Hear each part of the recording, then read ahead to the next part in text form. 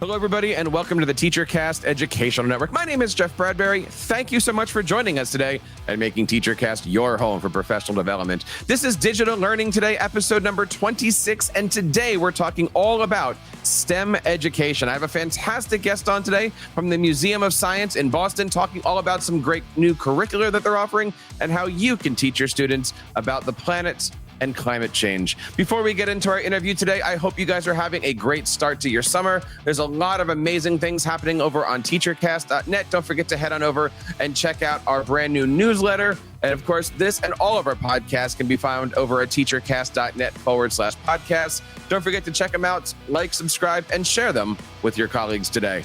My guest today is the Senior Vice President of STEM Learning at the Museum of Science in Boston. I want to welcome today my good friend, Dr. Christine Cunningham. Christine, welcome to TeacherCast. Great to be here. I am so excited to have you today. There's so much amazing things that are happening these days over at the Museum of Science in Boston. Talk to us a little bit about yourself and what's happening at the museum these days. Yes, I am the Senior Vice President for STEM Learning at the Museum of Science in Boston. And as always, we are focused on trying to bring science to everybody across the country, across the globe. My work in particular focuses on engineering and STEM learning from preschool through grade 8.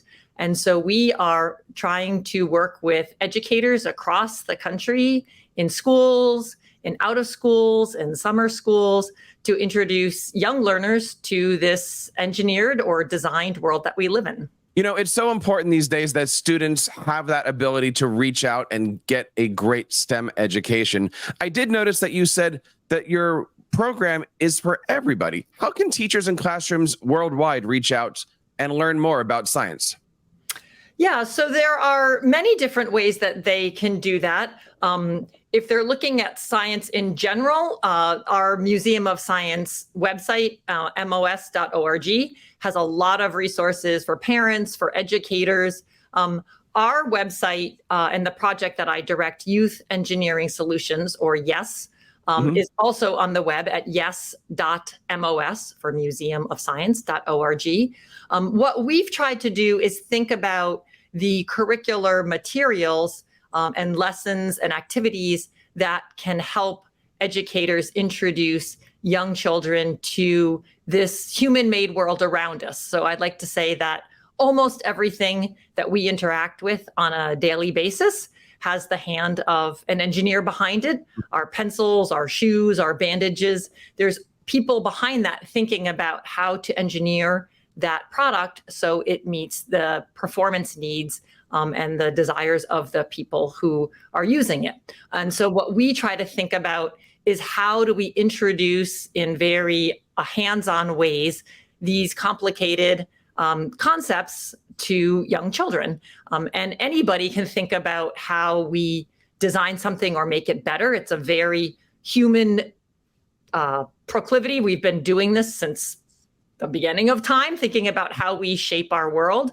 Right now, one of the things that we're really focused on is how do we make sure that we're tapping the talents of all different kinds of children, because traditionally engineering has been seen as an elite subject for the super smart. And we actually believe that every child has something they can contribute to shaping the world that they live in.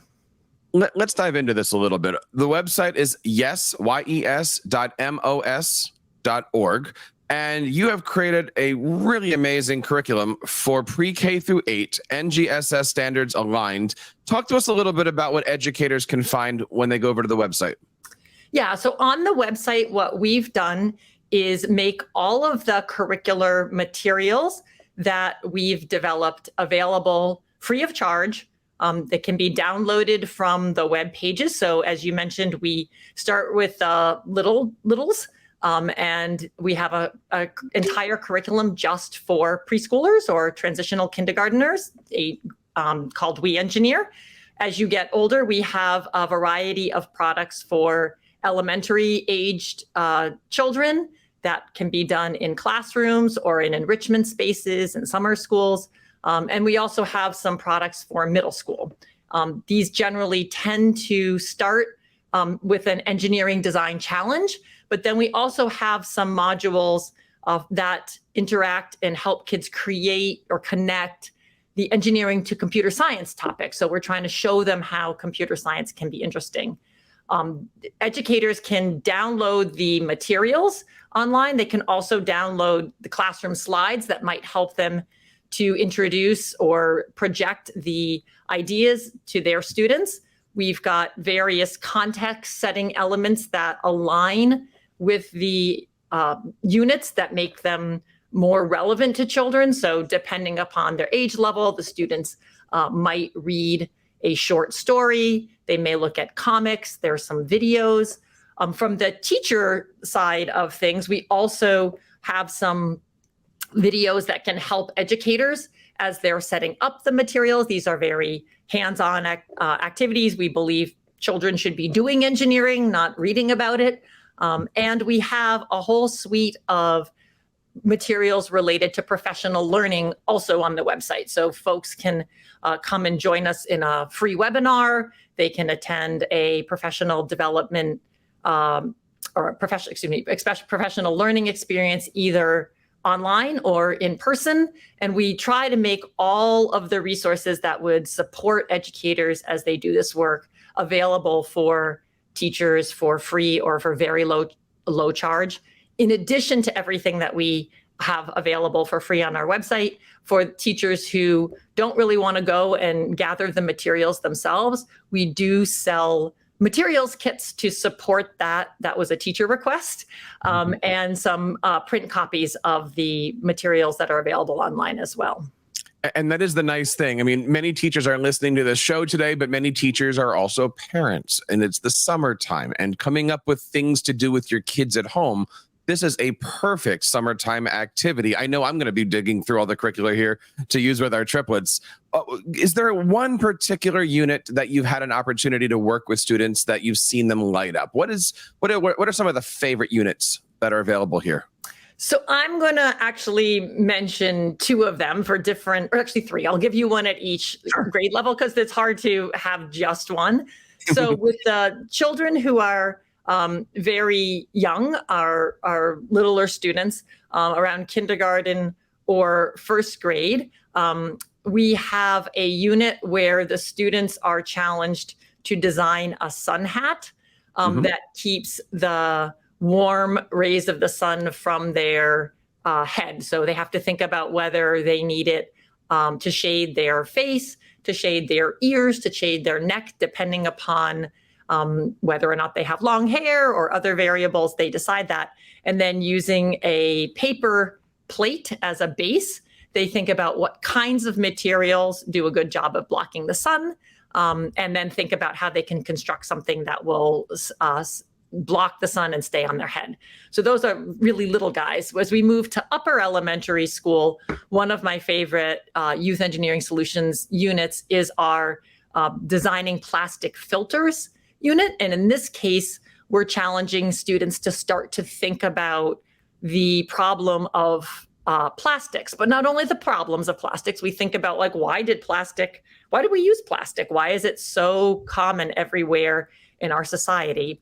And they think about then how they might be able to remove plastics from water, particularly ocean ecosystems. So they think a little bit about how plastics get into the ocean, and then they think about the effects of the plastic on those various creatures that live in oceans or in bays. And then they move on to design a solution that might filter some of the plastics that are currently in the ocean ecosystem out of that to protect the animals. And then I'd say at the middle school level, my favorite unit right now is one that focuses on what we call eco-friendly slippers. And so the students are designing a slipper. They're thinking about, it's actually a unit that's grounded in the science of forces. And in this case, they're trying to think about how they can design first the sole of a slipper that has enough traction that it's safe, but not too much traction, so it's unsafe. And so the kids design that sole, and then using materials that they are reusing. So this is where the eco-friendly part comes in. They go and find materials that they might otherwise be discarding, design the upper part of a slipper as well. So that's a super fun one that gets kids thinking a little bit about the technologies that they wear on their feet, how often they end up in landfills or other places, and how they can be designed to be safe for the user. There's certainly a lot of great things over here in the curricular section. Of course, you can find out more information over at yes.mos.org.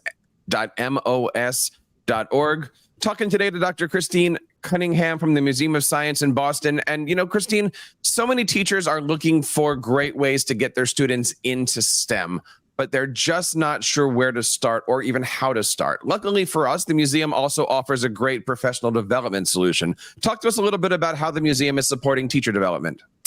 Yeah, so we recognize that curricular materials are important, but that they're not the only thing that can support teachers in classrooms. And we know that educators often, for them, engineering is a brand new discipline. They may never have experienced it themselves in school. I certainly did not. They may not really know what it is, or how do I best teach it, and how do I best teach it so that all kids in my class are successful. And so we really try to support them in a variety of different ways. Every month, we offer a webinar that's available, again, free of charge, that focuses on a topic of some sort. So we might be focusing on how do we reach multilingual learners through engineering in 1 month. Another month, we might be thinking about how do we bolster empathy and thinking through the impacts of engineered solutions on our world. That is available. Teachers can join it.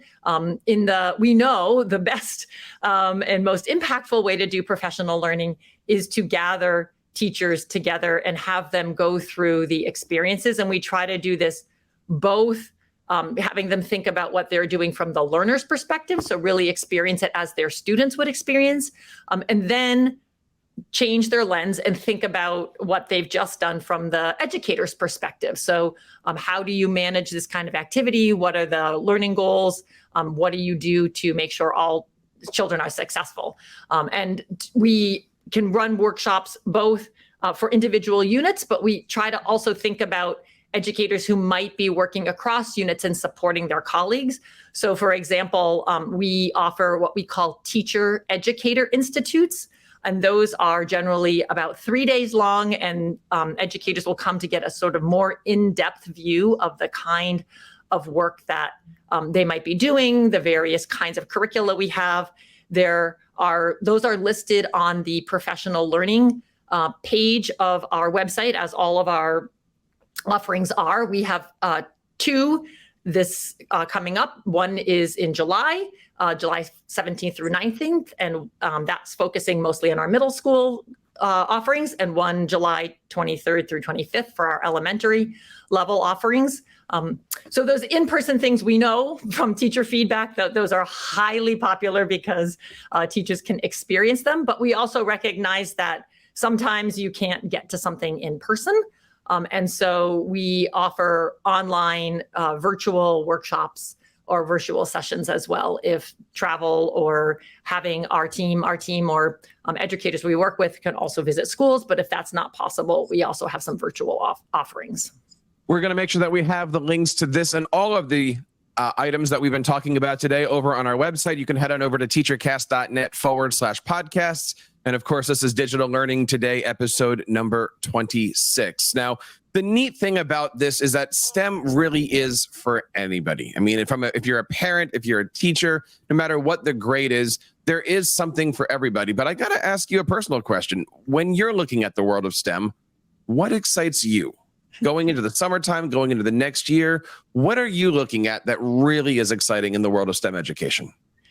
Yeah, to me, I've always been interested in how we can design things or optimize things for different kinds of people or for the environment. So this idea that we can shape our world, I think, is really, really important and interesting. And so as I go through my everyday life, I constantly see things that I might think can be better. Do we need to have a plastic water bottle. I was looking yesterday. I'm at a conference right now, and I was looking, and they started using metal bottles instead of plastic bottles. Like, that's a huge, important thing that, as I mentioned, we also are trying to get kids to think about issues of plastics. The museum as a whole, through its Earthshot initiative, is trying to have all citizens start to think about this planet that we live on and how we can make it more sustainable. So for me, being able to think about how I as an individual can both change my little world that I live in, but also potentially come up with a product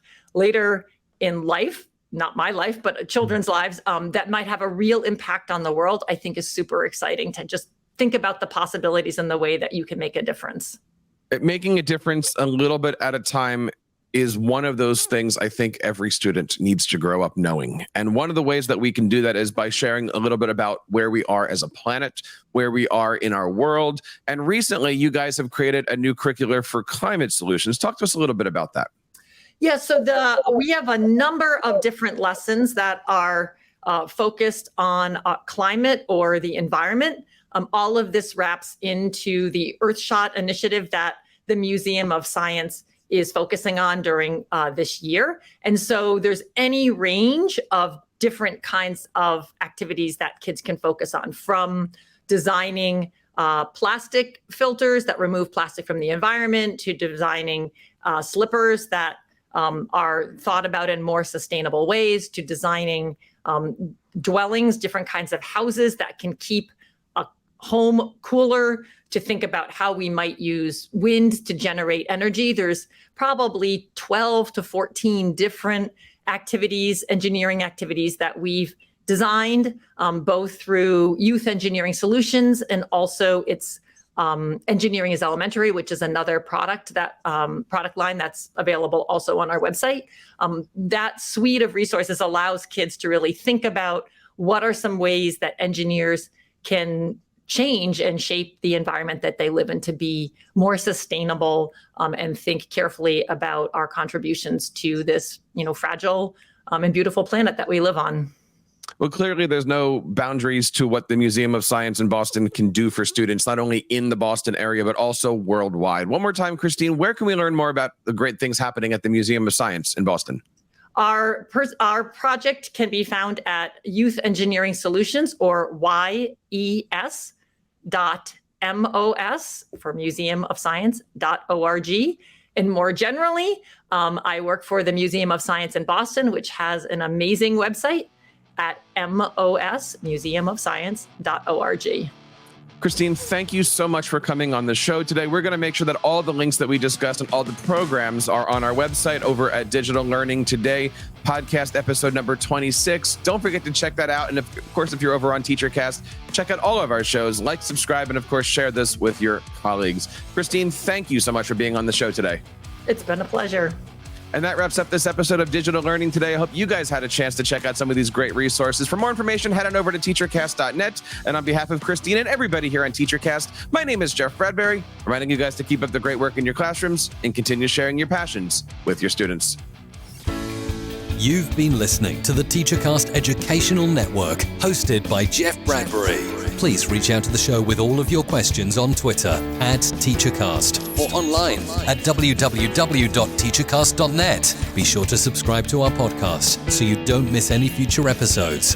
And please take a moment to write a review in the App Store.